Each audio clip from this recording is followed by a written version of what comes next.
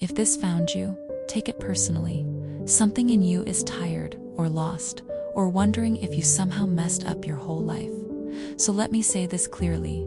You are not a failure in a world that's winning without you. You're a human being in a hard season, trying to carry more than anyone ever taught you to hold. For now, this is your space. You don't have to fix anything. Just for a moment, try to accept the here and now. You keep telling yourself you're not doing enough, that you're behind your loved ones, behind your peers, behind the version of you that should exist by now.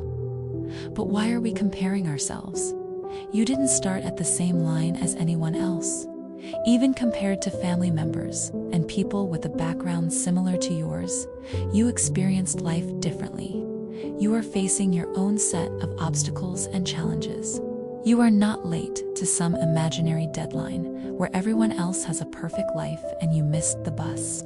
You are on time for you who needs to focus on your reality, not everyone else's highlight reel. And still, you judge yourself while exhausted, scrolling aimlessly throughout the day and night. With a brain that hasn't had a real break in a long time, you've been surviving, working, caretaking, worrying, stretching every resource and every ounce of energy you can muster. Of course, your space isn't perfect. Of course, your to-do list isn't finished. Your problem isn't laziness. It's that you expect superhuman results from a nervous system that has been in survival mode for way too long. You tell yourself that if you were stronger, more disciplined, more together, you wouldn't feel this drained. But exhaustion is not proof that you're failing. Tired is proof that you are still here, still showing up, still carrying things your younger self never imagined you'd have to face. Strength is not the absence of exhaustion. Strength is choosing not to abandon yourself, even when you want to disappear. You are not weak for needing rest. You are human, and you will be better for acknowledging your needs. Doesn't it sound exhausting to keep up the identity of being the strong one? The reliable family member, the responsible teammate, the friend everyone collapses on. You became a crisis manager before you ever learned how to ask for help. So now, even as you get older, you feel guilty for sitting down and catching your breath. You feel selfish when you say no. Listen, being the strong one is a temporary role, not your identity. You are allowed to take time away from a job, a role, or a relationship that requires more than you can give, and there is nothing wrong with that. You may consider it weak or lazy, but look closer. Your brain is foggy, your body is tense. Your chest gets tight at random times. You wake up already tired. That's not laziness. That's a sign that you need more resources to bring you down from the tension you are used to.